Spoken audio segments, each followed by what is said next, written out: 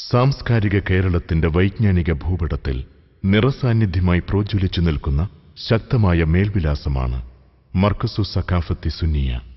3 പതിറ്റാണ്ടിന്റെ സേവന മികവോടെ 33ാം വാർഷികത്തിലേക്ക് പ്രയാണപാതമൂന്നുന്ന മർക്കസിന്റെ ചരിത്രം എക്കാലത്തും ധന്യമാർന്ന അധ്യായങ്ങളാണ്. സമകാലിക ലോകത്തിന്റെ ചിന്താപഥങ്ങളിൽ അവബോധത്തിന്റെ ഉത്തമ മൂല്യങ്ങൾ അറിവനുഭവങ്ങളായി പകർന്നു നൽകിയാണ് മർക്കസ് അതിന്റെ ജൈത്രയാത്രയ്ക്ക് തുടക്കം കുറിച്ചത്. ഗ്രാമവിശുദ്ധിയുടെ സംശുദ്ധിയിൽ നിന്നും ഉയർക്കൊണ്ട ഒരു വ്യക്തിത്വത്തിന്റെ ദൈക്ഷണിക വിചാരങ്ങളിൽ ചിറകടിച്ചുയർന്ന ഒരാശയത്തിന്റെ പ്രതിഫലനമിന്ന് സമുന്നതവും വിപുലവുമായ വിജ്ഞാന സമന്വയ നികേതമായി തല ഉയർത്തി നിൽക്കുന്നു. സാംസ്കാരിക ലോകത്തിന്റെ വിളനിലവും ചരിത്രാനുഭവങ്ങളുടെ ബൃഹത് പ്രപഞ്ചത്തിൽ ദൃശ്യവിസ്മയത്തിന്റെ ചിരന്തന ചിത്രവുമാണിന്ന് മർക്കസ്.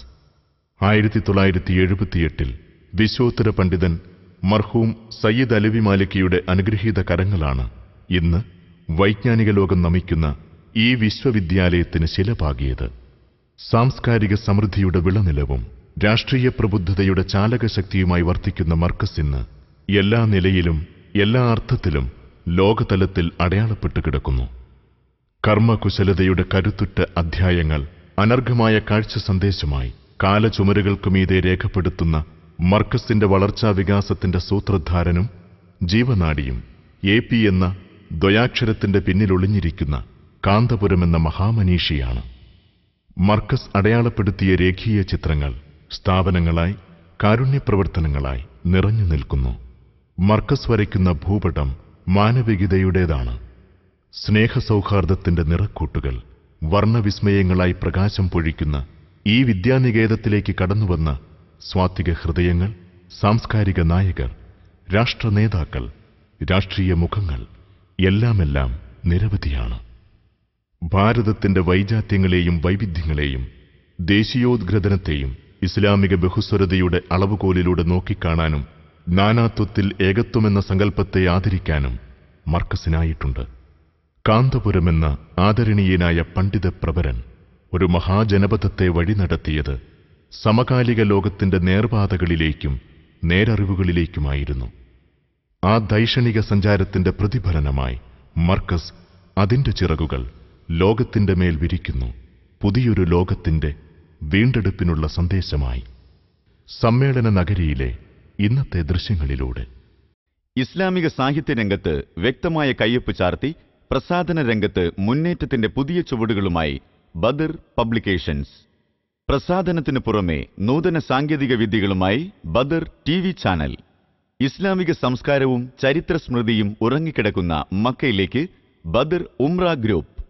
ഇന്ത്യക്കകത്തും പുറത്തുമുള്ള സിയാറത്ത് കേന്ദ്രങ്ങളിലേക്ക് സിയാറത്ത് ടൂർ പാക്കേജ്. ലോകത്ത് നടക്കുന്ന ഇസ്ലാമിക ചലനങ്ങളുമായി ബദർ ഓൺലൈൻ ചാനൽ. ബിസിനസ് രംഗത്ത് കാലിക കാഴ്ചപ്പാടുകളുമായി ബദർ പബ്ലിക്കേഷൻസ്, കോഴിക്കോട് 4. കൂടുതൽ വിവരങ്ങൾക്ക് സന്ദർശിക്കുക BadarPublications.com. ബന്ധപ്പെടുക സുന്നി കൈരളിയുടെ മനസ്സറിഞ്ഞവർ. Badar publications, Markaz complex annex, Kozhikode 4. Phone 04952723 439 9249946233 9048128414. ഞങ്ങളുടെ ഓൺലൈൻ വിലാസം www.badar313.com. എപ്പോഴും ഞങ്ങളുടെ അനുഭവത്തിൽ മർക്കസിന്റെ ഒരു സജീവ പ്രവർത്തകന്റെ റോളാണ് ഏതു ഘട്ടത്തിലും പ്രേമചന്ദ്രൻ സാർ നിർവഹിക്കാറുള്ളത്. അതുകൊണ്ട് പ്രേമചന്ദ്രൻ സാറിനെ ഹൃദയപൂർവ്വം ഈ ചടങ്ങിലേക്ക്, മർക്കസിലേക്ക് സ്വാഗതം ചെയ്യുന്നു. ഈ വേദി അലങ്കരിക്കുന്ന ബഹുമാന്യരായ ജനപ്രതിനിധികൾ, ജനാബ് KE ഇസ്മായിൽ സാഹിബ്, പാർലമെന്റ് അംഗം. ഇസ്മായിൽ സാറിനെ, മുൻ കേരള മന്ത്രി കൂടിയായ ഇസ്മായിൽ സാറിനെ ഈ വേദിയിലേക്ക് സന്തോഷപൂർവ്വം സ്വാഗതം ചെയ്യുന്നു. ഈ വേദിയിൽ എത്തിച്ചേരാനിരിക്കുന്ന ET മുഹമ്മദ് ബഷീർ,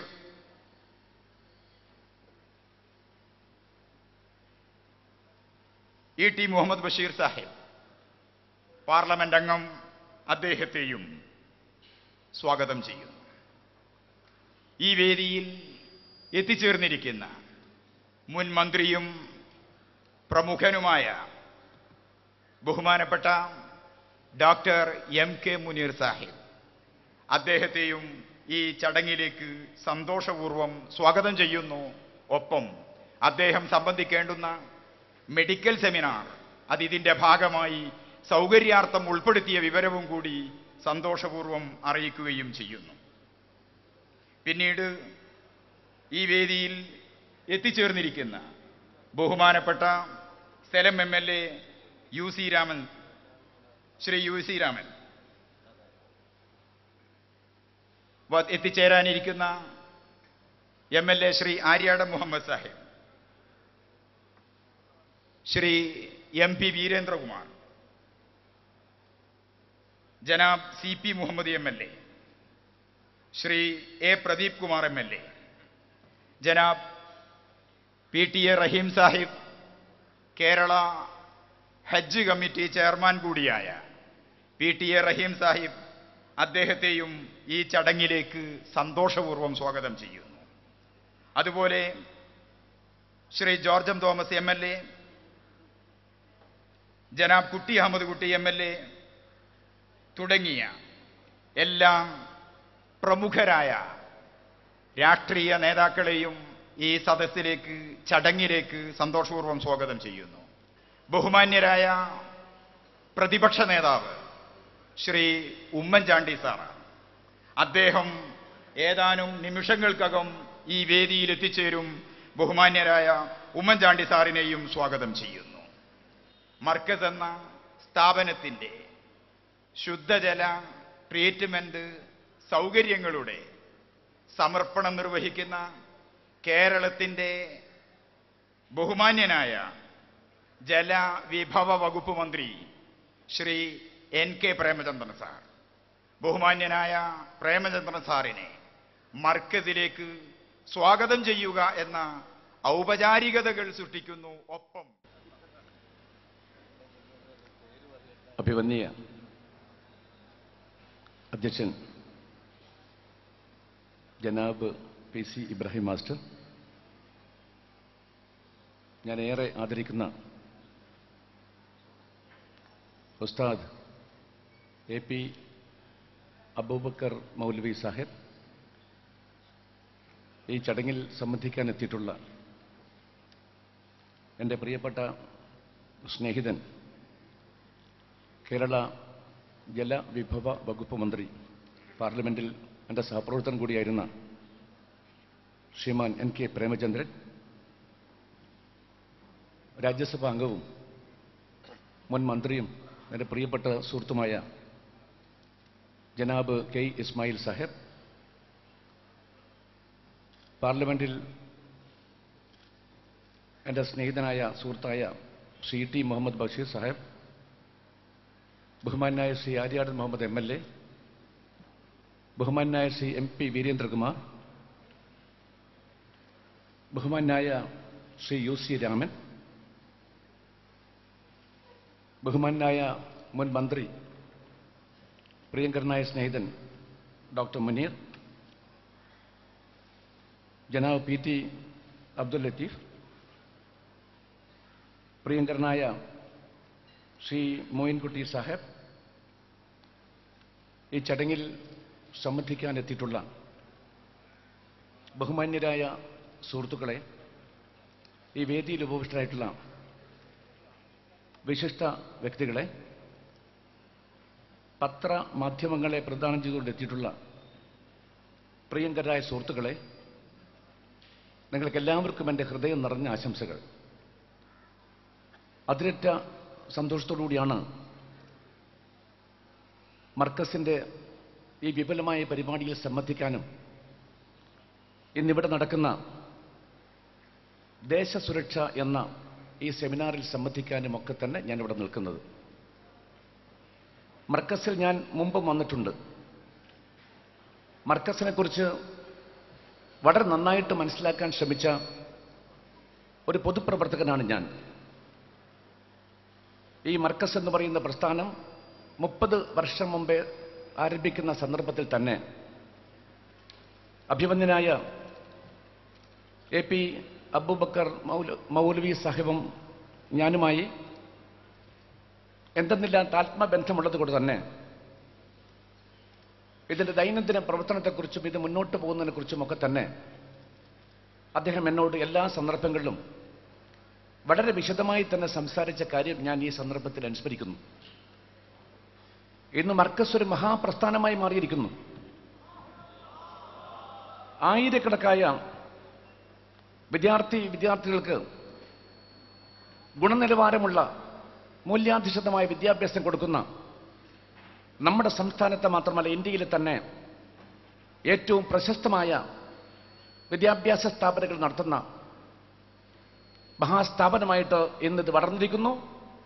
അതിൽ നമുക്കെല്ലാവർക്കും തന്നെ അഭിമാനിക്കാം എന്നാണ് എനിക്ക് ആമുഖമായിട്ട് സൂചിപ്പിക്കേണ്ടതായിട്ടുള്ളത്. വിദ്യാഭ്യാസ സാംസ്കാരിക സാമൂഹ്യ രംഗത്ത് മർക്കസിന്റെ ആവിർഭാവം മുതൽ ഉണ്ടായിട്ടുള്ള പുരോഗതിയും മാറ്റവുമൊക്കെ തന്നെ ഞാൻ വിശദമായി പ്രതിപാദിക്കാൻ ഈ സന്ദർഭം ഞാൻ ഉപയോഗിക്കുന്നില്ല. ദേശീയ ഉദ്ഗ്രഥനത്തിന്റെ ഉത്കൃഷ്ടമായ സന്ദേശം ഉൾക്കൊണ്ടുകൊണ്ട് ബഹുമാന്യായ AP അബൂബക്കർ മുസ്ലിയാർ സാഹിബും അദ്ദേഹം സഹപ്രവർത്തകന്മാരും നടത്തിക്കൊണ്ടിരിക്കുന്ന എല്ലാ ശ്രമങ്ങളെയും ഞാൻ സർവാത്മന സ്വാഗതം ചെയ്യുന്നു. ഈ നാട്ടിൻ്റെ മഹിതമായ പാരമ്പര്യം ഉയർത്തിപ്പിടിച്ചുകൊണ്ട് തന്നെ മതപരമായ സൗഹാർദ്ദം ഉയർത്തിപ്പിടിച്ചുകൊണ്ട് തന്നെ ഈ മഹൽ സ്ഥാപനം ഇന്നലെ പ്രവർത്തിച്ചതുപോലെ തന്നെ നാളെയും പ്രവർത്തിക്കുമാറാകട്ടെ എന്നാണ് എനിക്ക് ഈ സന്ദർഭത്തിൽ ഹൃദയപൂർവ്വം ആശംസിക്കേണ്ടതായിട്ടുള്ളത്. ഇന്നിവിടെ വെച്ച് നടത്തപ്പെടുന്ന ഈ സെമിനാറിൽ സംബന്ധിക്കാൻ വേണ്ടി ബഹുമാനായ ഉസ്താദ് തന്നെ എന്നോട് നേരിട്ട് പറഞ്ഞപ്പോൾ അല്പം തിരക്കുണ്ടായിട്ട് പോലും ഈ ചടങ്ങിൽ സംബന്ധിക്കാൻ വേണ്ടി ഞാൻ തീരുമാനിച്ചത് എന്നോട് എന്നും തുറന്ന മനസ്സോടുകൂടി പെരുമാറിയിട്ടുള്ള, എന്നോട് എന്നും സ്നേഹവാത്സല്യത്തോടുകൂടി മാത്രം പെരുമാറിയിട്ടുള്ള, എപ്പോഴും എനിക്ക് ഒരു വഴികാട്ടി എന്ന രൂപത്തിൽ നിർണായക ഘട്ടങ്ങളിലും പ്രതിസന്ധിയിലുമൊക്കെ തന്നെ ഉപദേശ നിർദ്ദേശങ്ങൾ നൽകിയിട്ടുള്ള, എന്നും ഡൽഹിയിലെത്തുമ്പോൾ എന്നെ കണ്ടു മാത്രം അടങ്ങുന്ന ഉസ്താദിൻ്റെ നിർബന്ധം പോലുമാണ് എന്ന് ഞാൻ അറിയിക്കുന്നു. എനിക്ക് അഭിമാനവും സന്തോഷമുണ്ട് ഈ ചടങ്ങിൽ സംബന്ധിക്കാൻ സാധിച്ചിൽ. ഞാൻ എല്ലാവരോടും ഹൃദയപൂർവ്വം നന്ദി പ്രകാശിപ്പിക്കാൻ ഈ സന്ദർഭം ഞാൻ ഉപയോഗിക്കാം. ഇവിടെ ഇന്ന് വളരെ പ്രസക്തമായ, കാലികമായ ഏറെ പ്രാധാന്യമുള്ളൊരു വിഷയമാണ് ഇവിടെ ഇന്ന് ഈ സെമിനാറിൽ അവതരിപ്പിക്കാനും ഈ സെമിനാറിൽ ചർച്ച നടത്താനും വേണ്ടി മർക്കസ് തീരുമാനിച്ചിട്ടുള്ളത്. ഏറ്റവും പ്രൗഢമായി ആധികാരികമായി കാര്യങ്ങൾ സംസാരിക്കാൻ അർഹതയുള്ള, അതിന് ത്രാണിയും ശേഷിയുമുള്ള നിരവധി പണ്ഡിതന്മാരും അതുപോലെ തന്നെ പ്രാമാണികന്മാരായ വ്യക്തികളുമൊക്കെ തന്നെ ചടങ്ങിൽ സംബന്ധിച്ചു എന്നതുകൊണ്ട് തന്നെ ഈ സെമിനാർ തീർച്ചയായും അത് ഉൾക്കൊള്ളുന്ന എല്ലാ അർത്ഥത്തിലും ഉജ്ജ്വലമായ ഒരു സെമിനാറായിട്ട് മാറട്ടെ എന്ന് ഞാൻ ഈ സന്ദർഭത്തിൽ ആശംസിക്കുന്നു. അധ്യക്ഷൻ ബഹുമാനായ PC ഇബ്രാഹിം മാസ്റ്റർ, ബഹുമാനായ കാന്തപുരം AP അബൂബക്കർ മുസ്ലിയാർ അവറുകളെ, മറ്റ് സ്റ്റേജിലും സദസ്സിലുമുള്ള ബഹുമാന്യരെ, സമ്മേളനം നടക്കുമ്പോൾ അതിൽ പങ്കെടുക്കാൻ സാധിച്ചത് ഒരു ഭാഗ്യമായിട്ട് തന്നെ ഞാൻ കരുതുകയാണ്.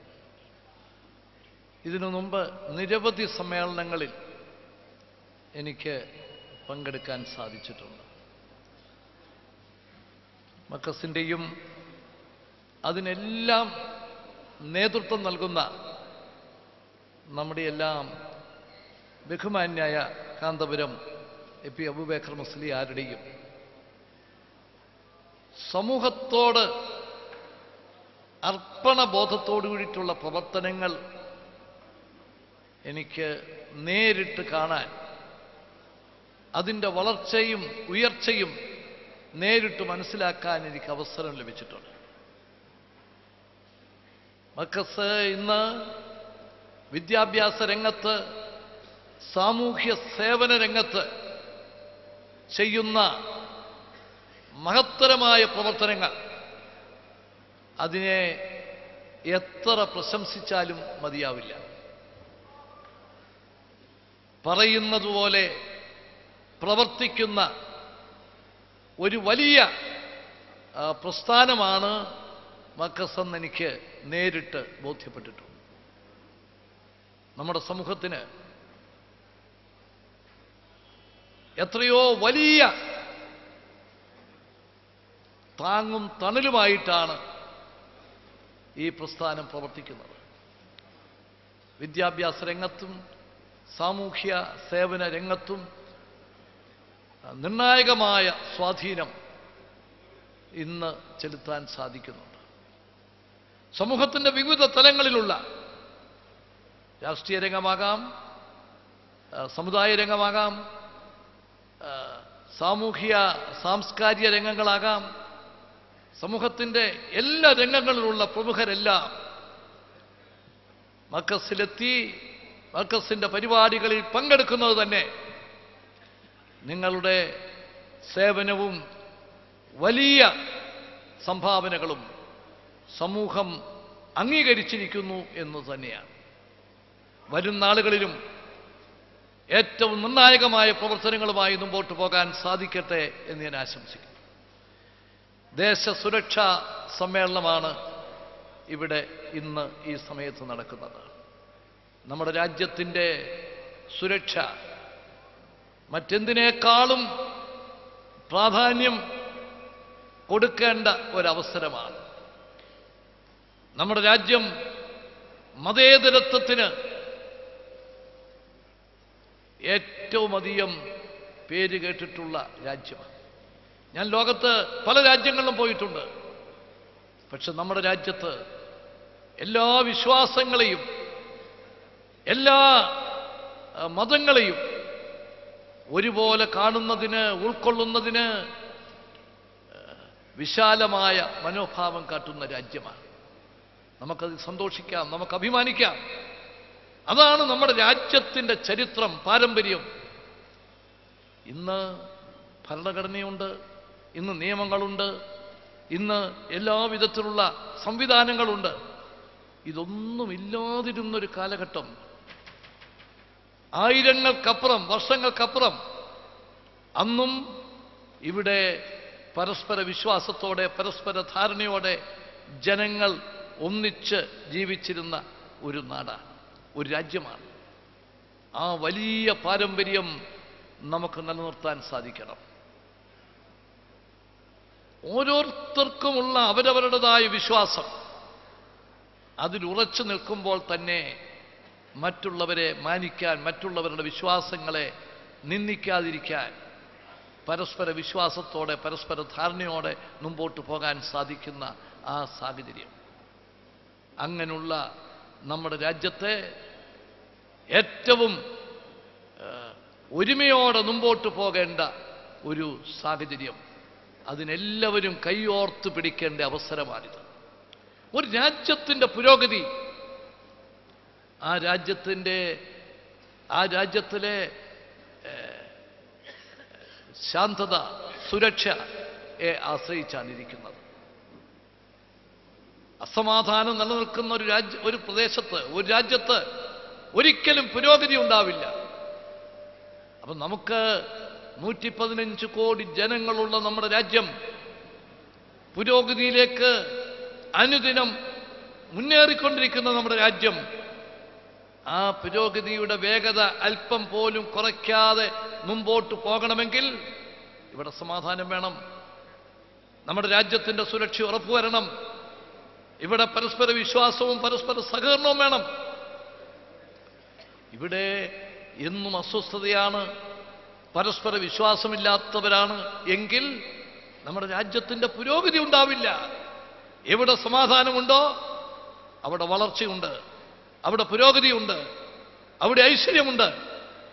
അപ്പം നമുക്ക് നമ്മുടെ രാജ്യത്ത് എല്ലാ വിഭാഗം ആളുകളും ഏകോദര സഹോദരങ്ങളെ പോലെ കഴിഞ്ഞുകൂടുന്ന അന്തരീക്ഷം, സമാധാന അന്തരീക്ഷം, മതേതരത്വത്തിൻ്റെ ഉന്നതമായ തത്വങ്ങൾ ഉയർത്തിപ്പിടിക്കുന്ന സാഹചര്യം, അത് നമുക്ക് നിലനിർത്തിക്കൊണ്ട് രാജ്യത്തിൻ്റെ അഖണ്ഡതയും സുരക്ഷയും ഉറപ്പുവരുത്തിക്കൊണ്ട് മുമ്പോട്ട് പോകേണ്ട ഒരവസരത്തിലാണ് മർക്കസ് സമ്മേളനത്തോടനുബന്ധിച്ച് രാജ്യസുരക്ഷാ സമ്മേളനം, ദേശസുരക്ഷാ സമ്മേളനം നടത്തുന്നത്. ഈ കാര്യത്തിൽ വളരെ നിർണായകമായ സഹകരണവും പങ്കാളിത്തവും കഴിഞ്ഞ കാലങ്ങളിൽ എല്ലാം സമൂഹത്തിൻ്റെ നന്മയ്ക്ക് വേണ്ടി മാത്രം ലക്ഷ്യമാക്കിക്കൊണ്ട് പ്രവർത്തിച്ചിട്ടുള്ള മർക്കസിന്, ആ പ്രസ്ഥാനങ്ങൾക്കെല്ലാം എല്ലാമായ ആ ബഹുമാന്യായ കാന്തപുരം AP അബൂബക്കർ മുസ്ലിയാർ അവറുകൾ എല്ലാം ഏറ്റവും വിജയകരമായി വരുന്ന ആളുകളിൽ നയിക്കാൻ, സമുദായത്തെ നയിക്കാൻ സാധിക്കട്ടെ എന്ന് ആഗ്രഹിച്ചുകൊണ്ട് ആശംസിച്ചുകൊണ്ട് എൻ്റെ വാക്കുകൾ അവസാനിപ്പിക്കുന്നു. നമസ്കാരം. ജയ് ഹിന്ദ്. Thank you. ഈ യോഗത്തിൽ അധ്യക്ഷത വഹിക്കുന്ന മർക്കസ് സെക്രട്ടറി ജനാബ് ഇബ്രാഹിം മാസ്റ്റർ, ഈ കോൺഫറൻസ് ഉദ്ഘാടനം ചെയ്ത എൻ്റെ സുഹൃത്തും സഹപ്രവർത്തകനുമായ കേന്ദ്ര മന്ത്രി ശ്രീ മുല്ലപ്പള്ളി രാമചന്ദ്രൻ, സംസ്ഥാന ജലവിഭവ മന്ത്രി ശ്രീ NK പ്രേമചന്ദ്രൻ, മദ്രാസ് ഹൈക്കോടതിയിലെ ജസ്റ്റിസ് അക്ബർ അലി, വേദിയിലുള്ള ബഹുമാന്യരായ ജനപ്രതിനിധികളെ, പ്രിയങ്കരനായ കാന്തപുരം അബൂബക്കർ ഉസ്താദ്, പ്രിയപ്പെട്ട സുഹൃത്തുക്കളെ,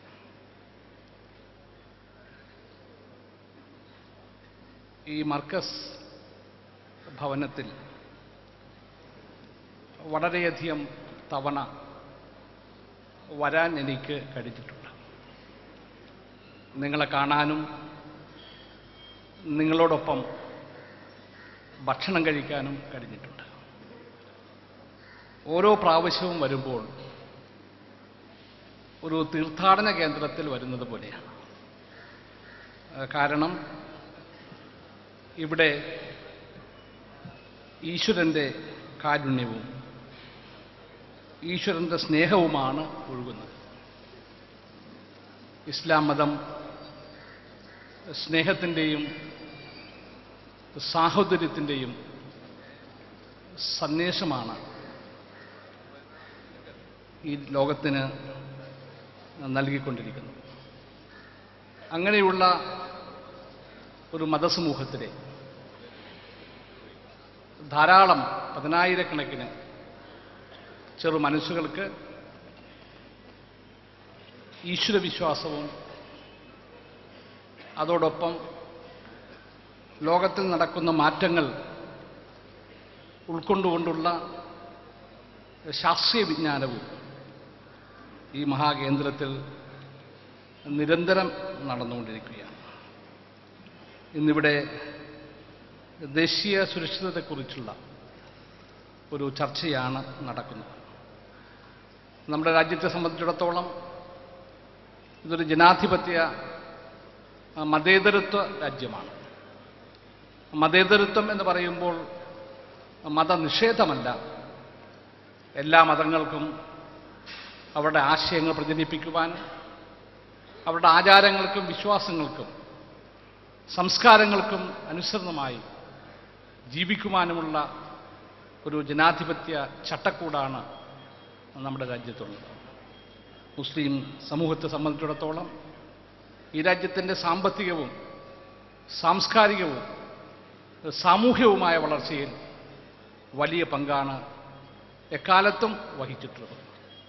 ഇന്ത്യയുടെ പരമോന്നത ന്യായപീഠം മുതൽ ഇന്ത്യയുടെ ഉന്നതമായ എല്ലാ ശ്രേണികളിലും മുസ്ലിം സമുദായാംഗങ്ങൾ വളരെ ഉത്തരവാദിത്വത്തോടുകൂടി അവർക്ക് ലഭിച്ചിട്ടുള്ള സ്ഥാനങ്ങൾ അതിനനുസൃതമായി പ്രവർത്തിച്ചിട്ടുണ്ട്. ഇവിടെ ഇന്ന് നടക്കുന്ന ഈ സെക്യൂരിറ്റി കോൺഫറൻസ് തീർച്ചയായും ഇസ്ലാം സമൂഹത്തിൻ്റെ സ്നേഹവും സാഹോദര്യവും പ്രകടിപ്പിക്കുന്നതിനുള്ള ഒരു സന്ദർഭമായി തീരട്ടെ എന്ന് ആശംസിച്ചുകൊണ്ട് ഞാൻ എൻ്റെ വാക്കുകൾ ചുരുക്കുന്നു. ജയ് ഹിന്ദ്. പെരിയാർ പ്രശ്നവും പറമ്പിക്കുളം അലിയാർ പ്രോജക്റ്റ് അഗ്രിമെന്റും കാവേരി നദീജല തർക്കവും ഉൾപ്പെടെയുള്ള സുപ്രധാനമായ അന്തർ സംസ്ഥാന ജലതർക്കങ്ങൾ ഗൗരവതരമായ ചർച്ചയ്ക്ക് ചൂടുപിടിച്ച വാഗ്വാദങ്ങൾക്കും വിവാദങ്ങൾക്കും വഴിതെളിക്കുമ്പോൾ പ്രവാചകൻ പറഞ്ഞു, ഇന്ന് സുപ്രീം കോടതിയിൽ പോലും ചർച്ച ചെയ്തുകൊണ്ടിരിക്കുന്ന അപ്പർ റൈപ്പേറിയൻ റൈറ്റ്, ഒഴുക്കുവെള്ളത്തെ സംബന്ധിച്ച് നിയതമായിട്ടുള്ള വ്യാഖ്യാനം, വ്യക്തമായിട്ടുള്ള നിർവചനം വിശുദ്ധ ഇസ്ലാം ലോകത്തിന് നൽകിയിട്ടുണ്ട്.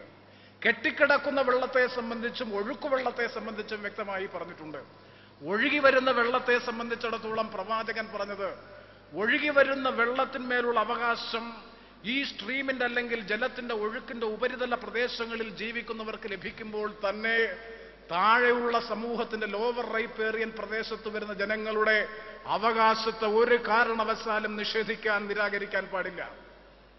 അവനവൻ ആവശ്യമായി കൃഷിക്കും കുടിവെള്ളത്തിനും, അതാണ് അടിസ്ഥാനപരമായിട്ടുള്ള ജീവിതാവശ്യങ്ങൾ.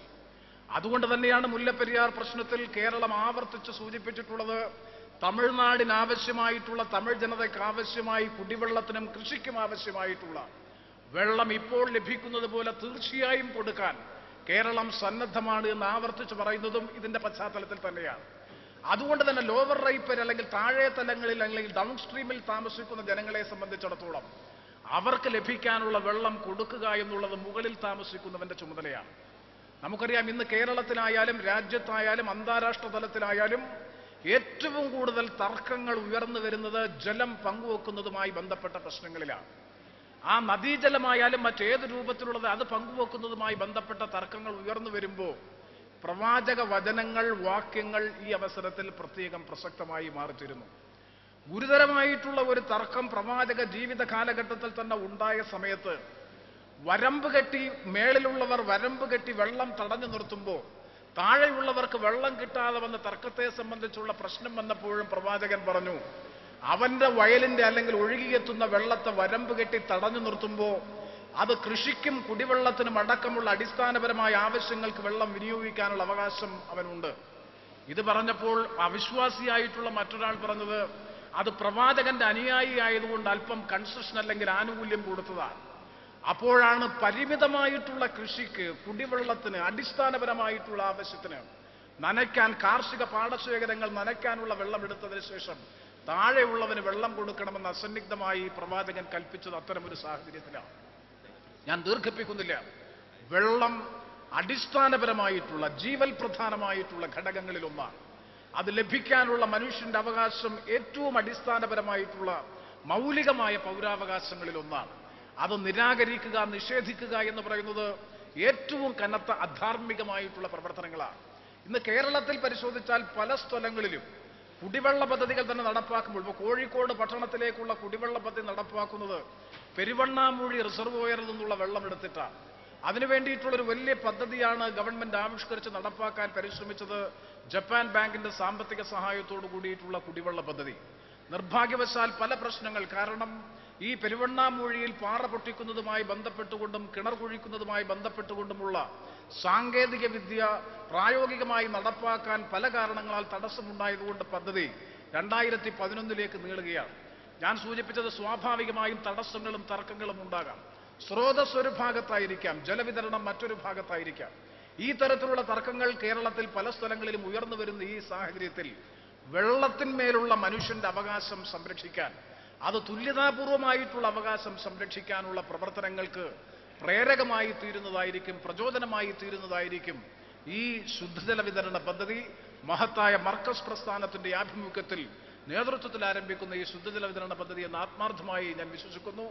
ഇത് പൊതുസമൂഹത്തിന്, ആകെയുള്ള പൊതുസമൂഹത്തിന് ഒരു വലിയ സന്ദേശം നൽകാൻ, വെള്ളത്തിന്മേലുള്ള മനുഷ്യന്റെ അവകാശം സ്ഥാപിച്ചെടുക്കാൻ, വെള്ളം ഒരിക്കലും വിലമതിക്കപ്പെടാൻ കഴിയാത്തതാണ് എന്ന് വ്യക്തമായി വിശുദ്ധ ഖുർആനിൽ അല്ലെങ്കിൽ വിശുദ്ധ വിശ്വാസത്തിൽ വ്യക്തമായി സൂചിപ്പിക്കുന്നു. ഒരിക്കലും വെള്ളം വിലയ്ക്ക് കൊടുക്കുകയോ വിലയ്ക്ക് വാങ്ങുകയോ ചെയ്യുന്നില്ല. വിൽക്കപ്പെടാനുള്ള ചരക്കല്ല വെള്ളം. അത് പ്രകൃതിദത്തമായിട്ടുള്ള മനുഷ്യൻ അവകാശപ്പെട്ട വിഭവമാണ്. അത് ലഭിക്കാനുള്ള അവകാശം, ലഭ്യമാക്കാനുള്ള ഉത്തരവാദിത്വം ഗവൺമെന്റിനും, ലഭിക്കാനുള്ള അവകാശം തീർച്ചയായും ജനങ്ങൾക്കുമുണ്ട്.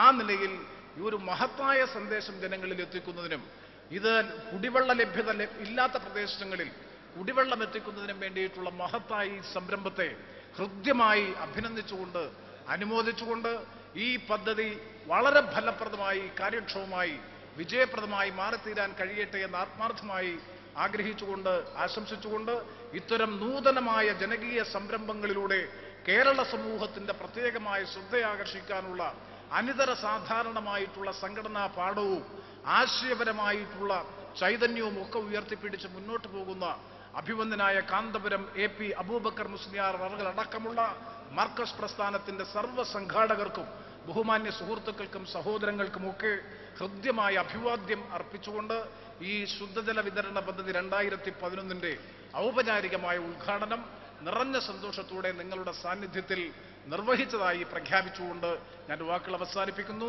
നന്ദി, നമസ്കാരം. സുഹൃത്തുക്കളെ, മർക്കസ് എന്ന ഈ സ്ഥാപനം ഓരോ വർഷം ചെല്ലുന്തോറും കൂടുതൽ കൂടുതൽ വളരുകയും ശക്തിപ്പെടുകയും ഇന്നൊരു മഹാപ്രസ്ഥാനമായി മാറുകയും ചെയ്ത ഈ സന്ദർഭത്തിൽ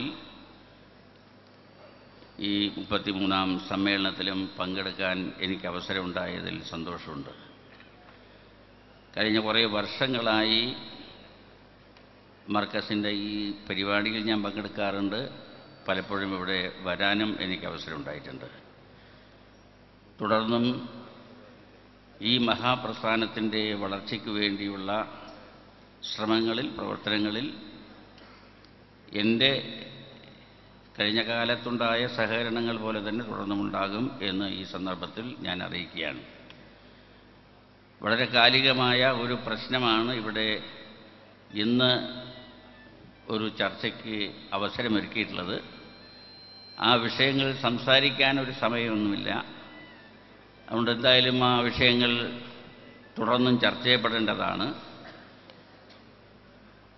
ദേശീയ സുരക്ഷിതത്വം എന്നുള്ളത് ഒരു വളരെ ഗൗരവമായ പ്രശ്നമാണ്. ദേശീയ വികാരം നമ്മുടെ രാജ്യത്ത് ജനങ്ങളിൽ ഉണ്ടായി തുടങ്ങിയത് സ്വാതന്ത്ര്യ സമരത്തിലൂടെയാണ്. അതിനു മുമ്പ് ഉണ്ടായിട്ടില്ല. ലോകത്ത് മറ്റൊരു രാജ്യങ്ങളിലും ഉണ്ടായിരുന്നതിൽ നിന്ന് വ്യത്യസ്തമായൊരവസ്ഥയാണ് നമ്മുടെ നാട്ടിലുണ്ടായിട്ടുള്ളത്.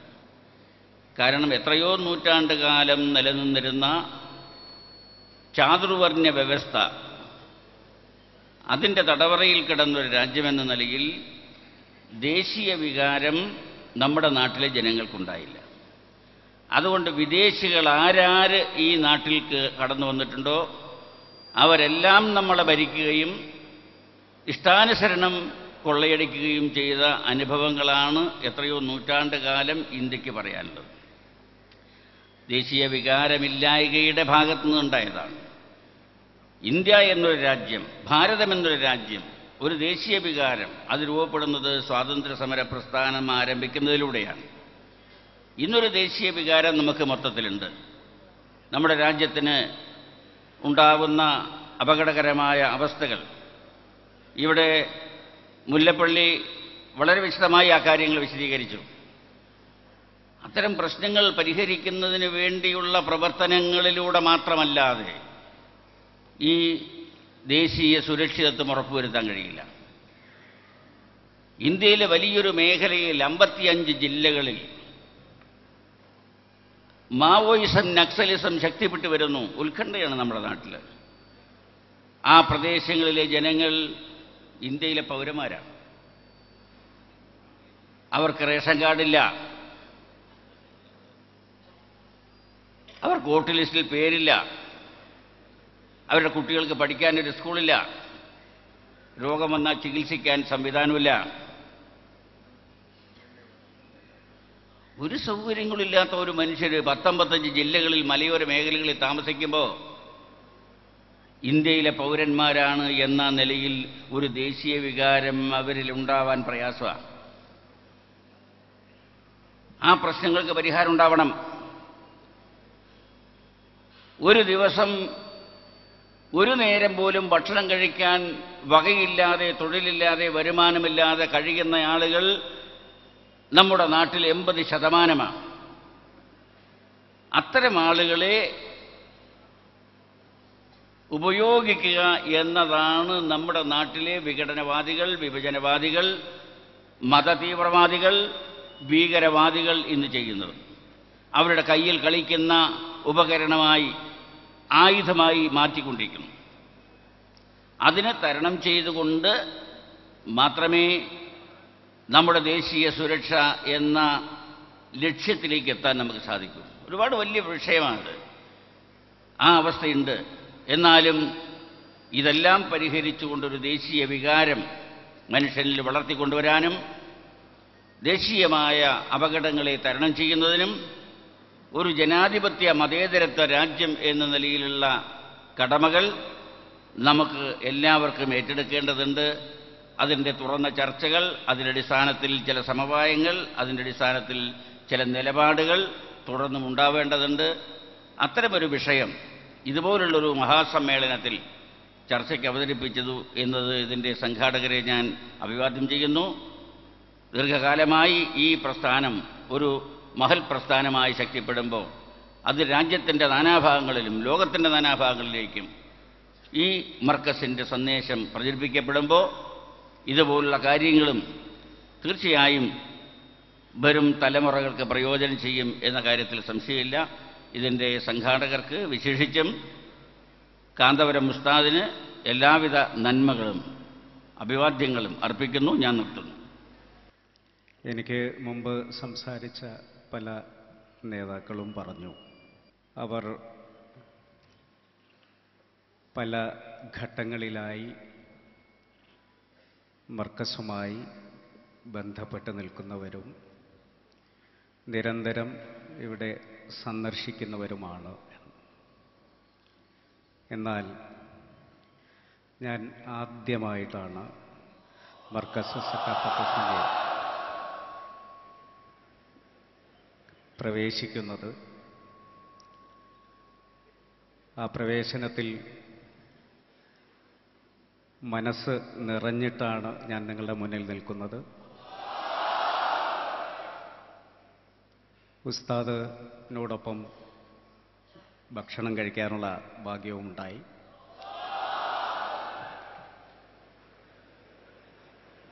ഏതായാലും ഇന്ത്യയിലെ തന്നെ ഇസ്ലാമിക പ്രവർത്തനങ്ങൾക്ക് ഊന്നൽ നൽകിക്കൊണ്ട് എന്നാൽ മതേതരത്വത്തിലും ജനാധിപത്യത്തിലും ഉറച്ചു നിന്ന് ഭീകരവാദ, തീവ്രവാദ, വർഗീയ വിരുദ്ധ മനോഭാവം എടുത്തുകൊണ്ട് മുന്നോട്ട് പോകുന്ന മുൻനിര ക്യാമ്പസുകളിൽ ഒന്നാണ് മർക്കസു സഖാഫത്ത് സുന്നിയ എന്ന് പറയാൻ ഞാൻ ആഗ്രഹിക്കുകയാണ്. അതുകൊണ്ട് തന്നെയാണ് രാജ്യസുരക്ഷയുമായി ബന്ധപ്പെട്ടിട്ടുള്ള ഒരു വിഷയം ചർച്ച ചെയ്യാനുള്ള ആർജവം നിങ്ങൾക്കുണ്ടായത്.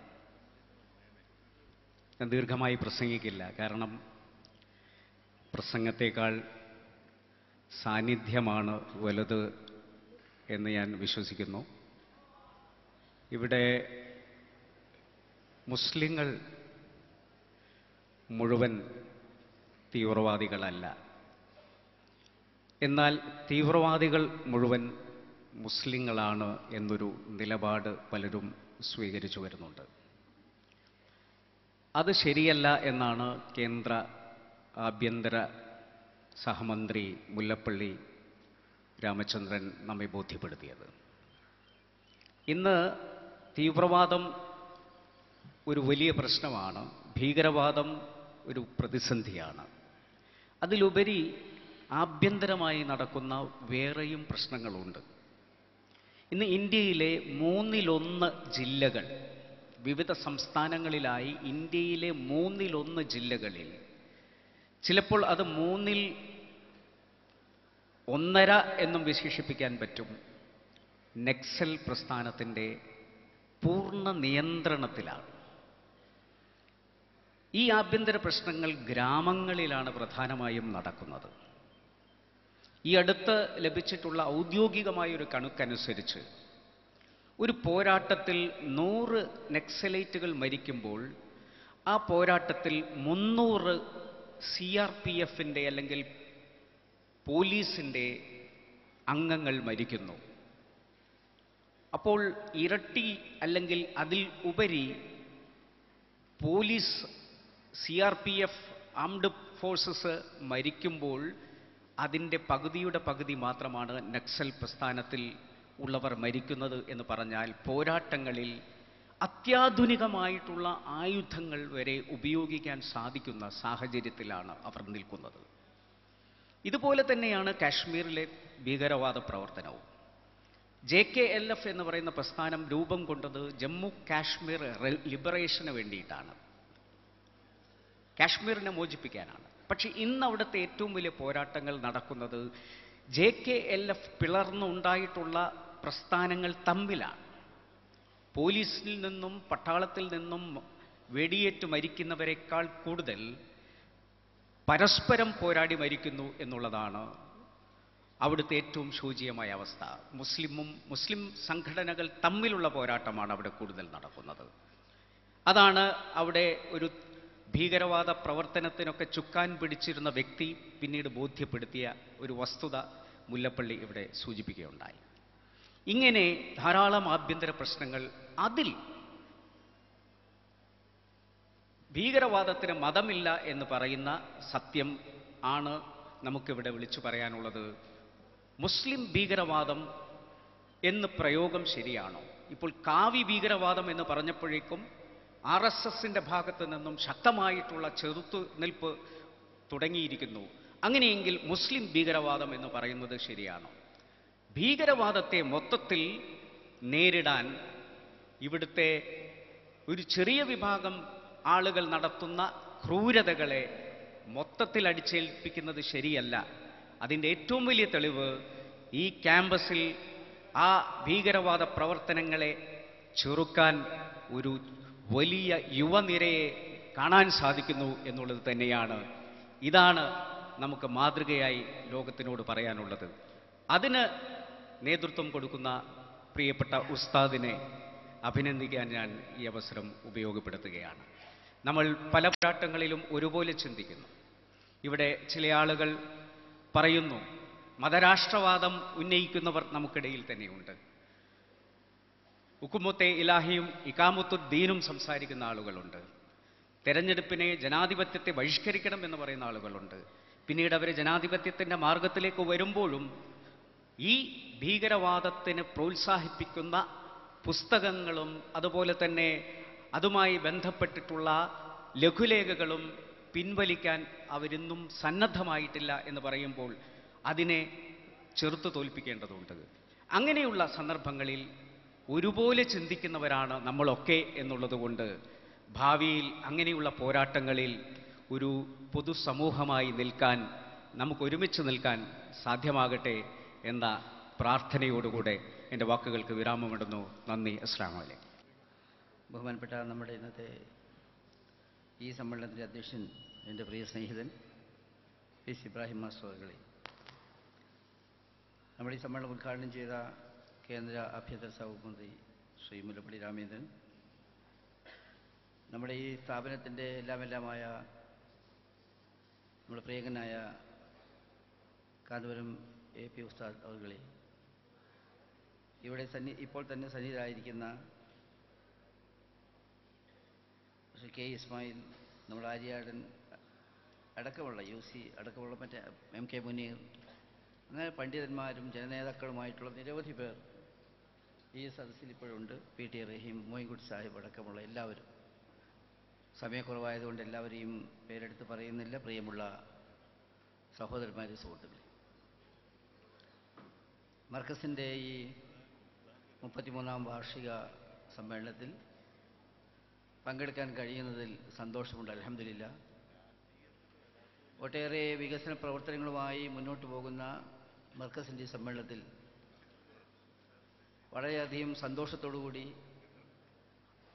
പ്രാന്തവൽക്കരിക്കപ്പെട്ട മുസ്ലിം സമുദായത്തിൻ്റെ നന്മയ്ക്ക് വേണ്ടിയുള്ള യോജിപ്പിൻ്റെ സന്ദേശവുമായിട്ടാണ് ഞങ്ങളെല്ലാവരും ഈ സമ്മേളനത്തിൽ പങ്കെടുക്കുന്നത്. ആ വിധത്തിൽ തുല്യദുഃഖിതരോ പ്രയാസപ്പെടുന്നവരോ അവകാശങ്ങൾ നിഷേധിക്കപ്പെട്ടവരായ ജനങ്ങളുടെ ഒത്തൊരുമിപ്പിൻ്റെ ഏറ്റവും പ്രസക്തമായ സന്ദേശം ഉൾക്കൊണ്ടുള്ള ഒരു കാലഘട്ടമാണിത് എന്ന കാര്യത്തിൽ സംശയമില്ല. അങ്ങനെയുള്ള ഒരു അവസ്ഥാവിശേഷം നമ്മുടെ നാട്ടിൽ സംജാതമാകട്ടെ എന്ന് ഞാൻ പ്രാർത്ഥിക്കുകയും ചെയ്യുകയാണ്. ഈ സമ്മേളനത്തിൽ ദീർഘമായി ഒരു പ്രസംഗം ചെയ്യുന്നതിൽ എല്ലാവരും സംസാരിച്ച് മറ്റ് സമ്മേളനങ്ങളിലേക്ക് പോകാനുള്ളതാണ്.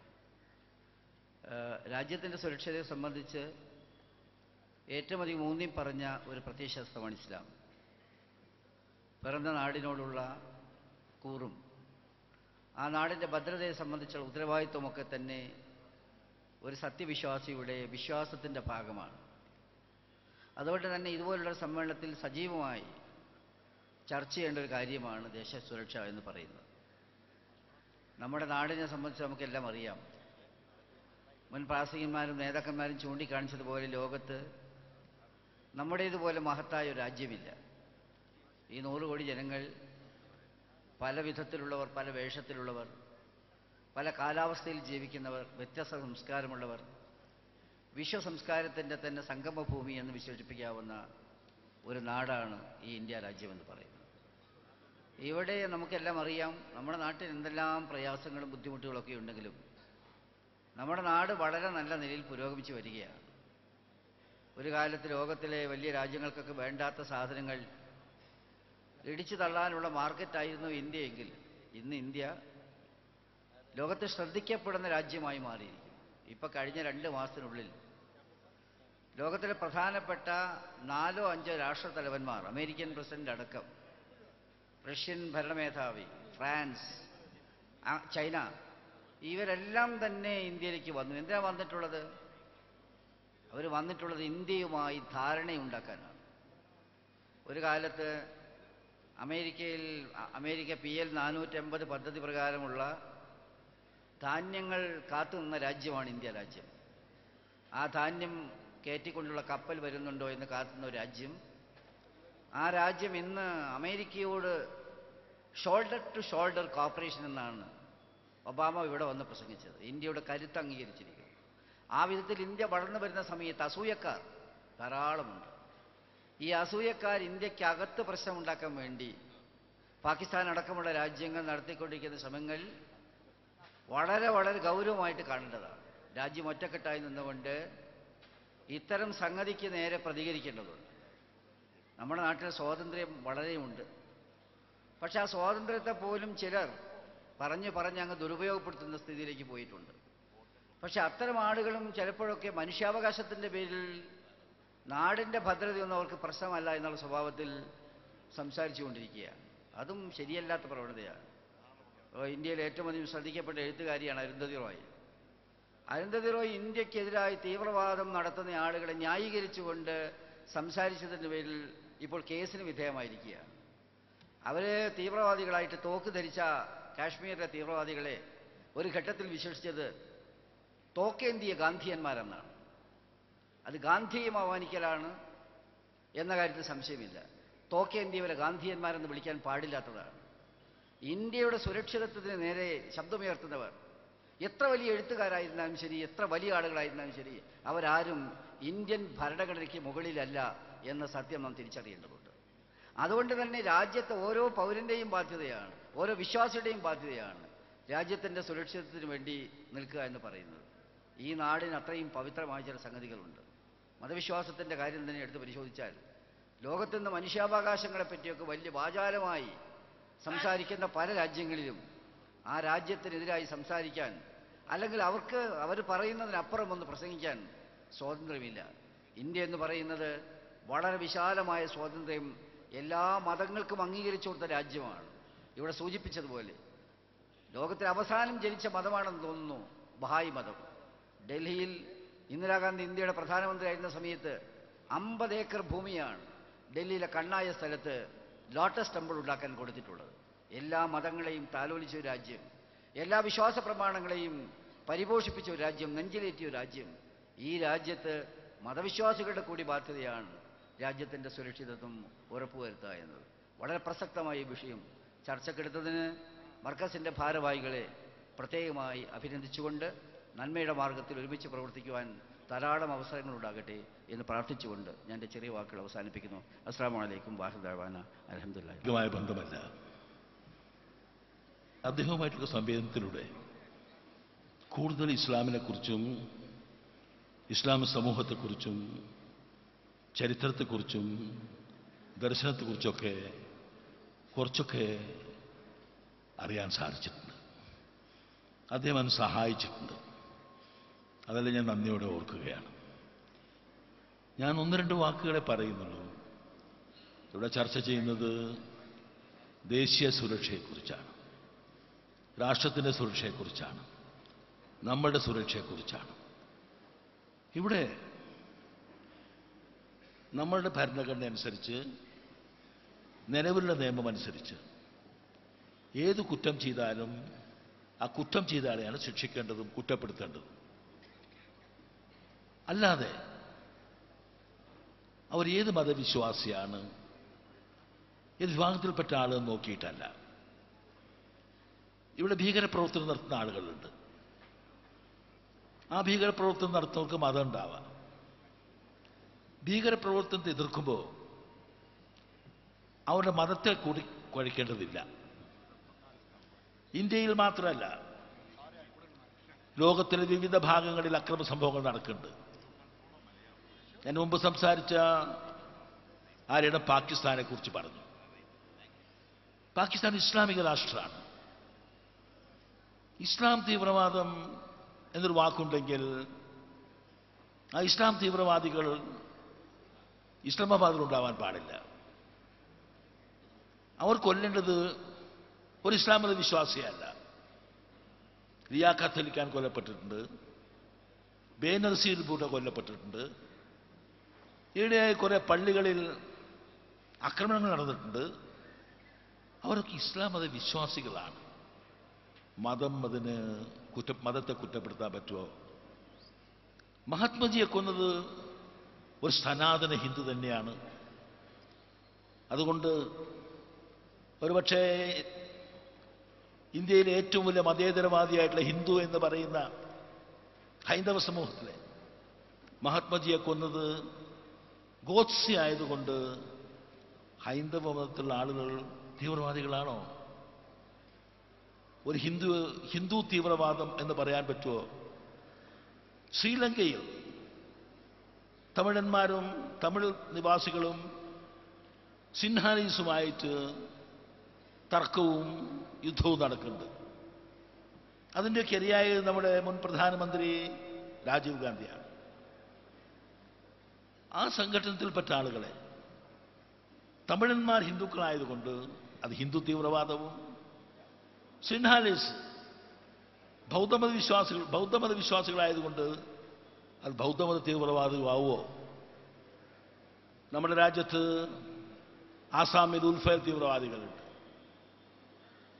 വടക്ക് കിഴക്കൻ പ്രദേശങ്ങളിലുണ്ട്. അവരെല്ലാം കൂടുതൽ ഹിന്ദുമതസ്ഥരാണ്. അങ്ങനെയുള്ള തീവ്രവാദ പ്രവർത്തനങ്ങൾ പല സ്ഥലങ്ങളിലും നടന്നിട്ടും ഹിന്ദു തീവ്രവാദം എന്ന ഒരു വാക്ക് ഉപയോഗിക്കപ്പെട്ടിട്ടില്ല. പക്ഷേ ഇസ്ലാം മത വിശ്വാസികൾ അക്രമ പ്രവർത്തനങ്ങൾ ചെയ്യുമ്പോൾ അത് ഇസ്ലാമിക തീവ്രവാദികളുടെ പ്രവർത്തനമാണ് എന്ന് പറയുന്നത് നീതീകരിക്കാൻ തക്കതല്ല. ഇസ്ലാമിക തീവ്രവാദം എന്നൊരു തീവ്രവാദം ഇല്ല. തീവ്രവാദമുണ്ടാവാം, ഭീകരവാദം ഉണ്ടാവാം, ഭീകര പ്രവർത്തനങ്ങളുണ്ടാവാം. ലോകത്തിലെ ഏറ്റവും വലിയ ഭീകരപ്രവർത്തനം നടത്തിയത് അമേരിക്കൻ പ്രസിഡന്റ് ബുഷാണ്. അവരാക്രമിച്ചത് ബാഗ്ദാദിനെയാണ്, അവരാക്രമിച്ചത് ഇറാഖിനെയാണ്. ഇറാഖിലെ മണ്ണ് അവരുടേതാണ്. ആയിരക്കണക്കിൽ വർഷത്തെ ചരിത്രവും പൈതൃകവുമുള്ള എത്രയോ പ്രവാചകന്മാർ നടന്ന ആ മണ്ണ് ഞങ്ങൾക്ക് അവകാശപ്പെട്ടതാണ് എന്ന് പറഞ്ഞവരെ കൊല്ലുകയും അവിടെയുള്ള ഓയിലിന് വേണ്ടി പട്ടാളത്തിൽ ഉപയോഗിക്കുകയും ഇന്നും ആളുകൾ മരിച്ചുകൊണ്ടിരിക്കുകയും ചെയ്യുന്നു. ഈ അക്രമം ഇറാഖികൾക്കെതിരായി അഴിച്ചുവിട്ട ബുഷ് ക്രിസ്ത്യാനിയാണ്. ക്രിസ്ത്യൻ തീവ്രവാദം എന്ന് പറഞ്ഞിട്ടുണ്ട് എവിടെയെങ്കിലും? പലസ്തീനിൽ ഭീകരപ്രവർത്തനം നടത്തി ഗാസയിൽ ഹിറ്റ്ലർ ജൂതന്മാരെ കൊന്നൊടുക്കി, ഹോളോകാസ്റ്റ്. അവർ ഒരു ജൂത സാമ്രാജ്യം ഉണ്ടാക്കിയത് ചെക്കോസ്ലോവാക്യയിലല്ല, സോവിയറ്റ് യൂണിയനിലല്ല, വിഭജിക്കപ്പെട്ട യൂറോപ്പിലെ ഏതെങ്കിലും പ്രവിശ്യകളിലല്ല. അവരുണ്ടാക്കിയത് പലസ്തീനിലാണ്. പലസ്തീൻ ജനത ജൂതന്മാർക്ക് എന്നും അഭയം കൊടുത്ത ആളുകളാണ്. അമേരിക്കയിലെ പ്രസിഡന്റായ ട്രൂമാൻ അടങ്ങുന്ന ആളുകൾ സഹായിച്ച്, പ്രത്യേകിച്ച് ഹിറ്റ്ലറുടെ ഹോളോകാസ്റ്റിന് ശേഷം ആ ഘട്ടത്തിൽ അവർക്കൊരു രാജ്യമുണ്ടാക്കി കൊടുത്തത് പലസ്തീനുകളെ തുരത്തിയിട്ടാണ്. ഒരു രാജ്യക്കാരും അഭയാർത്ഥികളായി ലോകത്തെ വിവിധ ഭാഗങ്ങളിൽ അവർ തമ്പടിച്ച് താമസിക്കേണ്ടി വന്നു. അതിൽ നിന്നാണ് ഒരു അറാഫത്ത് വന്നത്. ആരാണ് ഭീകരൻ? ഭീകരൻ ജൂതന്മാരാണോ അതല്ല അറാഫത്താണോ? ഇതെല്ലാം ചരിത്രത്തിൻ്റെ പാഠങ്ങളാണ്. ഈ മർക്കസിയുടെ ജീവാത്മാവും പരമാത്മാവുമായ AP ഉസ്താദ്, അസ്സലാമു അലൈക്കും. ഇതിൻ്റെ വളർച്ച ദിവസേന എന്ന് പറഞ്ഞാൽ പോരാ, ഓരോ നിമിഷവും വളർന്നുകൊണ്ടിരിക്കുന്നൊരു പ്രസ്ഥാനമാണ് AP ഉസ്താദിൻ്റെ പ്രസ്ഥാനം എന്ന് പറയുന്നതിൽ എനിക്ക് സന്തോഷമുണ്ട്. ഞാൻ ഇവിടെ ഇരുന്നു കൊണ്ട് ഇബ്രാഹിം മാഷോടും ഉസ്താദിനോടും ഒരു കാര്യം പറഞ്ഞു. ഉസ്താദ് രാഷ്ട്രീയത്തിൽ വരാത്തത് ഞങ്ങളെയൊക്കെ ഭാഗ്യം എന്ന് ഞാൻ പറഞ്ഞു. ഇതുപോലുള്ള സംഘടനാ കഴിവൊക്കെ ഉണ്ടെങ്കിൽ അദ്ദേഹം ശ്രീ കരുണാകരനെ കുറിച്ച് പറഞ്ഞു, അതിൻ്റെ ജ്യേഷ്ഠനാകുമായിരുന്നു ഉസ്താദ് എന്ന കാര്യത്തിൽ എനിക്ക് യാതൊരു സംശയവുമില്ല. ഏതായാലും ഞാൻ അതുകൊണ്ട് ആ കാര്യത്തെക്കുറിച്ച് കൂടുതലൊന്നും പറയുന്നില്ല. ഇവിടെ ഇന്ന് അവതരിപ്പിക്കുന്ന സബ്ജക്റ്റ് നാഷണൽ സെക്യൂരിറ്റി കോൺഫറൻസ് എന്നാണ് ഈ കോൺഫറൻസിനെ പറയുന്നത്. ദേശസുരക്ഷാ സമ്മേളനം. ദേശസുരക്ഷയെ സംബന്ധിച്ചിടത്തോളം വളരെ വളരെ പ്രധാനമുള്ള കാര്യമാണ്. ജമാഅത്തെ ഇസ്ലാമിയെ ഞാൻ ഒരു ഇസ്ലാമിക സംഘടനയായി കാണുന്നില്ല, ഒരു മതസംഘടനയായി കാണുന്നില്ല. അത് ഒരു രാഷ്ട്രീയ പ്രസ്ഥാനമാണ്. ഒരു കാര്യം, ഏറ്റവും അപകടമുള്ളൊരു പ്രസ്ഥാനം, അതാദ്യമായി ചൂണ്ടിക്കാണിച്ചത് ഈ കേരളത്തിലെ ജനങ്ങളുടെ ഇടയിൽ അതിനെതിരായ ശബ്ദം പുറപ്പെടുവിച്ചത് ഈ മഹാനായ ഉസ്താദാണ് എന്നുള്ള കാര്യം പറയേണ്ടിയിരിക്കുന്നു. അതിൻ്റെ അപകടം ചില്ലറയൊന്നുമല്ല. ഞാൻ ഈ ഉസ്താദിൻ്റെ ചില പ്രസംഗങ്ങൾ വായിച്ചപ്പോൾ എനിക്ക് തോന്നി, എന്താ ഉസ്താദിന് ഇത്ര വലിയ വിരോധം ജമാഅത്തെ ഇസ്ലാമിയോട്? അപ്പോഴല്ലേ കാര്യം മനസ്സിലായത്. ഇദ്ദേഹത്തിൻ്റെ സ്ഥാപകനായ മൗദൂദിയുടെ ചില പുസ്തകങ്ങൾ ഞാൻ വായിക്കാൻ ശ്രമിച്ചു. അത് എടുത്തുകൊണ്ട് പഴയ അദ്ദേഹം എഴുതിയ പല പുസ്തകങ്ങൾ അതെടുത്തു നോക്കിയപ്പോൾ എന്തൊരു ഭയങ്കരമാണ്. ഈ രാജ്യത്തിൻ്റെ ഏറ്റവും വലിയ ശത്രുക്കളെ വാർത്തെടുക്കുന്ന ഒരു പ്രസ്ഥാനമാണ് അത് എന്നെനിക്ക് വ്യക്തമായി. അദ്ദേഹം എഴുതി, ദേശീയത, ജനാധിപത്യം, മതേതരത്വം ഇത് അനിസ്ലാമികരമാണെന്നാണ് അദ്ദേഹം എഴുതിയത്. ഇത് അനിസ്ലാമികരമാണ്. ഒരു മുസൽമാന് ദേശീയത അംഗീകരിക്കാൻ പറ്റില്ല. ഒരു മുസൽമാന് ഈ പറയുന്ന ജനാധിപത്യം അംഗീകരിക്കാൻ പറ്റില്ല എന്ന്, ഒരു മുസൽമാന് മതേതരത്വം അംഗീകരിക്കാൻ പറ്റില്ല എന്നാണ് അദ്ദേഹം സിദ്ധാന്തിച്ചത്. അദ്ദേഹം എഴുതിയ പുസ്തകത്തിൽ ഇസ്ലാമിലെ ജനാധിപത്യ സമ്പ്രദായം, അദ്ദേഹം എഴുതിയ പുസ്തകം, ജമാഅത്തെ ഇസ്ലാമി പ്രസിദ്ധപ്പെടുത്തിയ പുസ്തകം വളരെ അപകടമുള്ളതാ. ആ പുസ്തകത്തിൽ പറയുന്ന കാര്യം, ഈ പറയുന്ന പോലെ അസംബ്ലി, അന്ന് സ്വാതന്ത്ര്യമില്ലല്ലോ, നമ്മുടെ പാശ്ചാത്യ ഡെമോക്രസി, ജനാധിപത്യം എന്നാണ് അദ്ദേഹം പറഞ്ഞത്. അത് അപകടമാണ്. അത് മുസൽമാൻ അംഗീകരിക്കാൻ കഴിയില്ല. അത് നിയമങ്ങൾ ഉണ്ടാക്കുന്നു, പാർലമെന്റ് നിയമമുണ്ടാക്കുന്നു, നിയമസഭകൾ നിയമമുണ്ടാക്കുന്നു. നിയമമുണ്ടാക്കാൻ മനുഷ്യന് അധികാരമില്ല, അദ്ദേഹം സിദ്ധാന്തിക്കുന്നു. അതുകൊണ്ട് അത്തരത്തിലുള്ള നിയമങ്ങൾ അംഗീകരിക്കാൻ പാടില്ല. അത് അനിസ്ലാമികരമാണ് എന്ന് അദ്ദേഹം സ്ഥാപിക്കുന്നു. എന്ന് മാത്രമല്ല, മതേതരത്വം അതുപോലെ, ജനാധിപത്യം അതുപോലെ.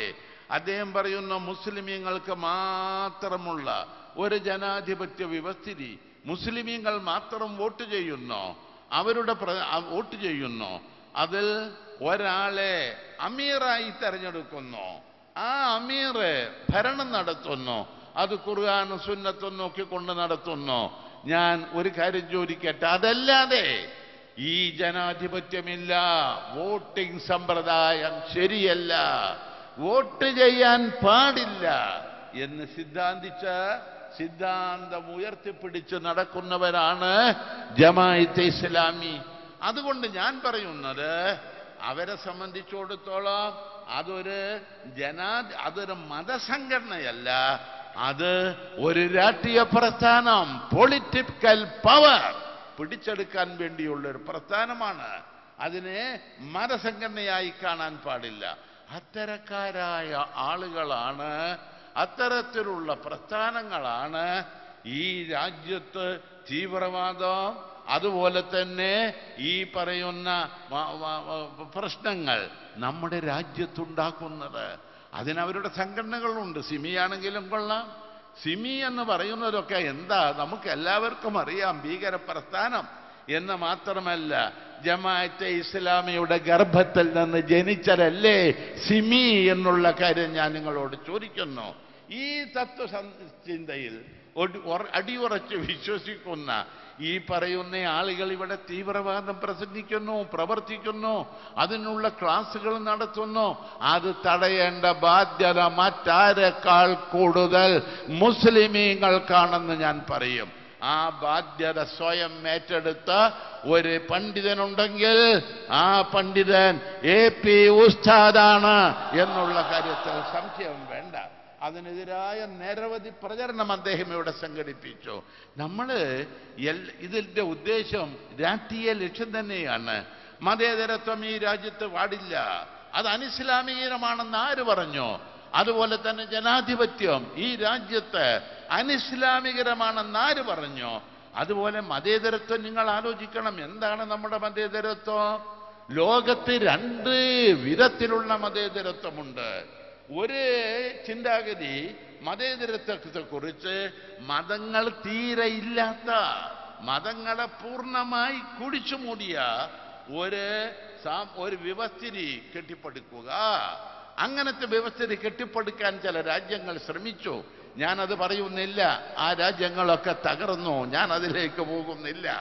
അതേ അവസരത്തിൽ നമ്മുടെ മതേതരത്വത്തിന്റെ സവിശേഷത എന്ന് പറയുന്നത് ഏത് മതത്തിൽ വിശ്വസിക്കാനുള്ള സ്വാതന്ത്ര്യം, ഏത് മതം വിശ്വസിക്കുന്ന മതം പ്രചരിപ്പിക്കാനുള്ള സ്വാതന്ത്ര്യം, അതനുസരിച്ച് ജീവിക്കാനുള്ള സ്വാതന്ത്ര്യം, ആ സ്വാതന്ത്ര്യം നൽകിയ ഒരു രാജ്യമാണ് ഇന്ത്യ രാജ്യം. അതിനുള്ള ഭരണഘടന നിലവിലുള്ള രാജ്യമാണ് ഇന്ത്യ രാജ്യം. 3 കൊല്ലം മുമ്പ് ഒരു പ്രധാനമായ വിധി സുപ്രീം കോടതി നൽകി.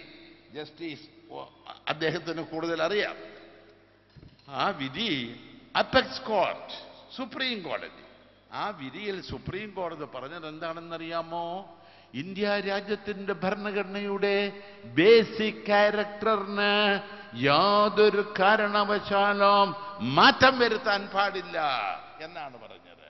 ഇന്ത്യ രാജ്യത്തിന്റെ ഭരണഘടനയ്ക്ക് അതിന്റെ ബേസിക് ക്യാരക്ടർ, ആ ബേസിക് ക്യാരക്ടർ 2/3 മെജോറിറ്റി പാർലമെന്റിൽ ഉണ്ടായാലും 51% സംസ്ഥാന നിയമസഭകൾ പാസാക്കിയാലോ അതിന്റെ ബേസിക് ക്യാരക്ടർ മാറ്റാൻ പാടില്ല. എന്താ ബേസിക് ക്യാരക്ടർ? മതേതരത്വം, ജനാധിപത്യം, സോഷ്യലിസം. ഇതാണ് ബേസിക് ക്യാരക്ടർ. ഈ ബേസിക് ക്യാരക്ടർ മാറ്റാൻ പാടില്ല എന്നാണ്. അത് ന്യൂനപക്ഷങ്ങളെ സംബന്ധിച്ചിടത്തോളം ഏറ്റവും ആവശ്യമുള്ള കാര്യം. അതിൻ്റെ ഏറ്റവും വലിയ പ്രയോജനം ലഭിക്കുന്നത് ന്യൂനപക്ഷങ്ങൾക്കാണെന്നുള്ള കാര്യം മനസ്സിലാക്കണം. ഞാൻ ഒരു കാര്യം പറയട്ടെ, ഞാൻ നിർത്തുന്നു. തീവ്രവാദം എവിടെ വന്നോ, അതുപോലെ ഭീകരവാദം എവിടെ വന്നോ, അതാരുണ്ടാക്കുന്നു? അവർ നശിക്കും. താലിബാൻ മൂവ്മെന്റ് ആരാ ഉണ്ടാക്കിയത്? അൽ ഖ്വയ്ദ പ്രസ്ഥാനത്തെ കൂട്ടുപിടിച്ചുകൊണ്ട് എന്താണ് പേര്?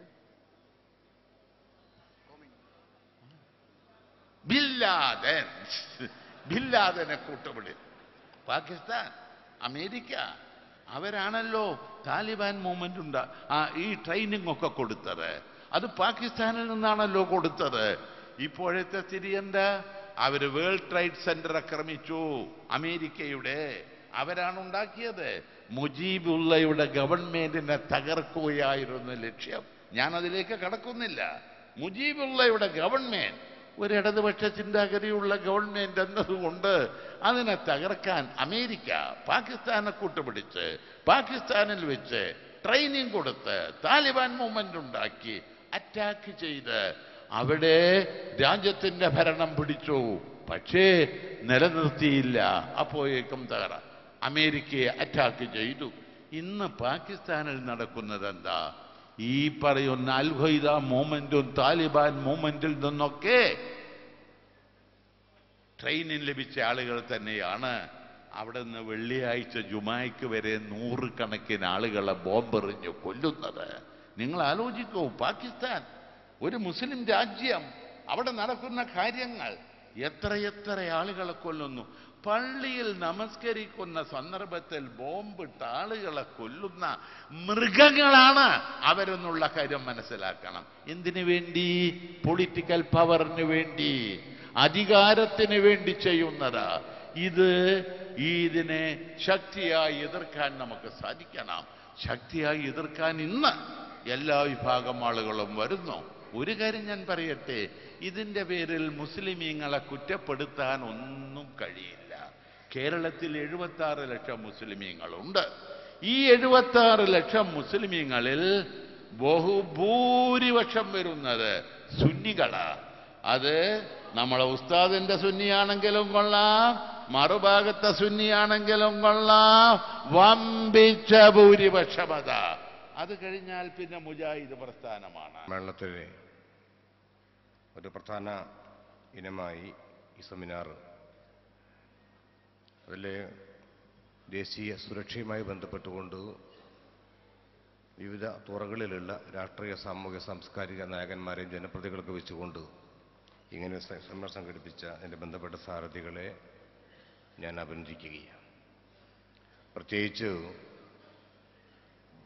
രാഷ്ട്ര രക്ഷയും രാഷ്ട്ര പുരോഗതിയിലൊക്കെ വ്യത്യസ്തമായ ചിന്തയുമായി കടന്നു പോകുന്ന ആളുകൾ, വ്യത്യസ്തമായ ആശയവുമായി കടന്നു പോകുന്ന ആളുകൾ, അവർക്കൊക്കെയുള്ള കാഴ്ചപ്പാടുകൾ ഇത്തരത്തിലുള്ള വേദികൾ ഉയർന്നു വരികയും അത് പൊതുസമൂഹം അറിയുകയും നാളെ ഇതെല്ലാം കണ്ടും അറിഞ്ഞും കൊണ്ടൊരു പുതിയ നിർദ്ദേശങ്ങൾ ഉയർത്തിക്കൊണ്ട് മുമ്പോട്ട് പോകുവാനും ഭരണാധികാരികൾക്ക് കഴിയും എന്ന് തന്നെയാണ് ഞാൻ വിശ്വസിക്കുന്നത്. അപ്പം അങ്ങനെയുള്ള തലങ്ങളിലേക്കൊക്കെ ഇവിടുന്ന് ഉയർന്നു വരുന്ന നിർദ്ദേശങ്ങളൊക്കെ ഉപകാരപ്രദമാവട്ടെ എന്ന് ഞാൻ ആഗ്രഹിക്കുകയാണ്.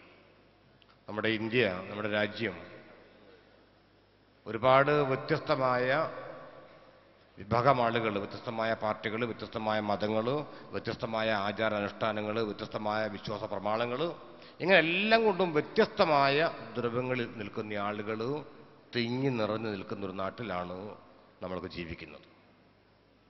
ഈ വ്യത്യസ്തത, ജാതി മത വിഭാഗങ്ങളിലൊക്കെ ഉണ്ടാകുന്ന, ആചാരാനുഷ്ഠാനങ്ങളിലൊക്കെ ഉണ്ടാകുന്ന ഈ വ്യത്യസ്തത സ്വാഭാവികമായും നമുക്ക് തോന്നുന്നത് അല്ലെങ്കിൽ തോന്നാനിടയുള്ളത്, മറ്റൊരാൾക്കത് കാണുമ്പോൾ മനസ്സിലാവുന്നത്, ഒരു പക്ഷേ ഏറ്റവും കൂടുതൽ പ്രശ്നങ്ങൾ ഉണ്ടാവേണ്ടത്, ഏറ്റവും കൂടുതൽ സംഘർഷങ്ങൾ ഉണ്ടാവേണ്ടത് ഒരു പക്ഷേ നമ്മുടെ ഇന്ത്യയിലാണ്. ദൈവാനുഗ്രഹം കൊണ്ട് ആ രൂപത്തിൽ സംഘർഷങ്ങൾ കുറഞ്ഞതും നമ്മുടെ നാടാണ് എന്നുള്ള കാര്യമാണ് എനിക്കിവിടെ സൂചിപ്പിക്കാനുള്ളത്. നമ്മുടെ രാജ്യം അയൽ രാജ്യങ്ങളിലൊക്കെ അപേക്ഷിച്ചു വളരെ സുരക്ഷിതമായി നിൽക്കുന്ന ഒരു നാടാണ്. ഏറ്റവും ജനാധിപത്യ വ്യവസ്ഥയ്ക്ക് കൂടുതൽ ശക്തിയും കരുത്തോടും കൂടി മുന്നോട്ട് പോകാൻ നമ്മുടെ ജനാധിപത്യ വ്യവസ്ഥയ്ക്ക് സാധിക്കാറുണ്ട്. പല ഭാഗങ്ങളിലായി ഉയർന്നു വരുന്ന ചെറിയ ചെറിയ സംഭവങ്ങൾ അതൊന്നും ഒരു വിഭാഗത്തിന് മാത്രം സൃഷ്ടിയല്ല. രാജ്യത്തുണ്ടായ 4 സ്ഫോടനങ്ങൾ, ആ 4 സ്ഫോടനങ്ങളും സംഘപരിവാർ ശക്തികളുടെ ഭാഗത്തു നിന്നാണ് ഉണ്ടായതെന്ന് അവരുടെ ബന്ധപ്പെട്ട ആളുകൾ വെളിപ്പെടുത്തിയിട്ടുണ്ട്. ഈ രാജ്യത്തിൻ്റെ ഐക്യത്തിൻ്റെയും അഖണ്ഡതയും നിലനിൽപ്പിൻ്റെയും ഒക്കെ ആളുകളാണ് ഞങ്ങളെന്ന് അവകാശപ്പെടുന്ന ആളുകൾ തന്നെയാണ് ഈ രാജ്യത്ത് അരാജകത്വം ഉണ്ടാക്കുന്നതിനും സംഘർഷം ഉണ്ടാക്കുന്നതിനും ഒക്കെ പ്രവർത്തിച്ചത് എന്ന് വൈകിയാണ് നമുക്ക് ബോധ്യമാവുകയാണ്. ഇവിടെ ചില ദുരന്തങ്ങളൊക്കെ നമ്മുടെ നാട്ടിലുണ്ടായിട്ടുണ്ട്. അതിൽ ഏറ്റവും പ്രധാനപ്പെട്ടത് രാഷ്ട്രപിതാവായ മഹാത്മജിയെ വധിച്ചതാണ്. മഹാത്മജിയെ വധിച്ച ആളുകൾ അവരുടെ ലക്ഷ്യവും അവരുടെ ആശയവുമായിരുന്നില്ല ശ്രീമതി ഇന്ദിരാഗാന്ധിയെ വധിച്ച ആളുകൾക്കുണ്ടായിരുന്നത്. ഇന്ദിരാജിയെ വധിച്ച ആളുകൾക്കുണ്ടായിരുന്ന ലക്ഷ്യവും ആശയവുമായിരുന്നില്ല ശ്രീ രാജീവ് ജിയെ വധിച്ചവർക്കുണ്ടായിരുന്നത്. അവർക്കുണ്ടായിരുന്ന ആശയവും അല്ല ലക്ഷ്യവുമായിരുന്നില്ല പാർലമെന്റ് ആക്രമണവുമായി ബന്ധപ്പെട്ടുകൊണ്ട് അതിന് നേതൃത്വം കൊടുത്ത ആളുകൾക്കുണ്ടായത്. അവരുടെ ആശയങ്ങളായിരുന്നില്ല ബോംബെ സ്ഫോടനവുമായി ബന്ധപ്പെട്ടുകൊണ്ട് പ്രവർത്തിച്ച ആളുകൾക്കുണ്ടായത്. അപ്പോൾ നമുക്കറിയാവുന്നത് ഇതെല്ലാം വ്യത്യസ്തമായ ദ്രോഹങ്ങളിൽ നിന്ന് വരുന്നവരാണ്. അത് ഏതെങ്കിലും ഒരു വിഭാഗത്തിന് മുകളിൽ അടിച്ചേൽപ്പിക്കാനുള്ള ചില ശ്രമങ്ങളാണ് ഇടക്കാലത്ത് വളരെ വ്യാപകമായി നടന്നിട്ടുള്ളത്. ആ ശ്രമങ്ങളെയാണ്, അത്തരം ശ്രമങ്ങളെയാണ് നമ്മൾ എതിർക്കേണ്ടത്. അതോടൊപ്പം നമ്മുടെ നാടിൻ്റെ നിലനിൽപ്പിനാവശ്യമായ പ്രവർത്തനം അതിലെല്ലാ ആളുകളും വിഭാഗീയമായ കാഴ്ചപ്പാടുകൾ മറന്നുകൊണ്ട് ഒന്നിച്ച് മുമ്പോട്ട് പോകേണ്ടത് ഇന്നിൻ്റെ ആവശ്യമാണ്. ഈ ഒരമ്മ പെറ്റ മക്കളെ പോലെ, ഒരു മാലയിൽ കൊത്ത പുഷ്പങ്ങളെപ്പോലെ, ഒരു ചങ്ങലിലെ കണ്ണികളെ പോലെ ഒന്നിച്ചൊന്നായി ഈ മാനവ സമൂഹം മുന്നോട്ട് നീങ്ങുന്നത് കാണാനാണ് നമ്മുടെ പൂർവ്വപിതാമഹന്മാരൊക്കെ നമ്മെ പഠിപ്പിച്ചത്. ആ പാതയിലൂടെ പോകാനാണ് നമ്മൾ ആഗ്രഹിക്കുന്നത്. ആ ഒരു നല്ല അന്തരീക്ഷം, ഇന്ന് നിലനിൽക്കുന്ന ആ നല്ല അന്തരീക്ഷം നാളുകളിലും ഉണ്ടാവണം. നമ്മുടെ പിൻതലമുറക്ക് അത് പകർന്നു കൊടുക്കാനുമാണ് നമ്മുടെയൊക്കെ ശ്രമം ഉണ്ടാവേണ്ടത്, നമ്മൾ ഇടപെടൽ ഉണ്ടാവേണ്ടത്. ആ ഇടപെടലിന് ആക്കം കൂട്ടുന്നതിന് ഈ സമ്മേളനം ഉപകരിക്കുമാറാവട്ടെ എന്ന് ആത്മാർത്ഥമായി ആഗ്രഹിച്ചുകൊണ്ട് ഈ സമ്മേളനത്തിന് എല്ലാവിധമായ ആശംസയും നേരുന്നു.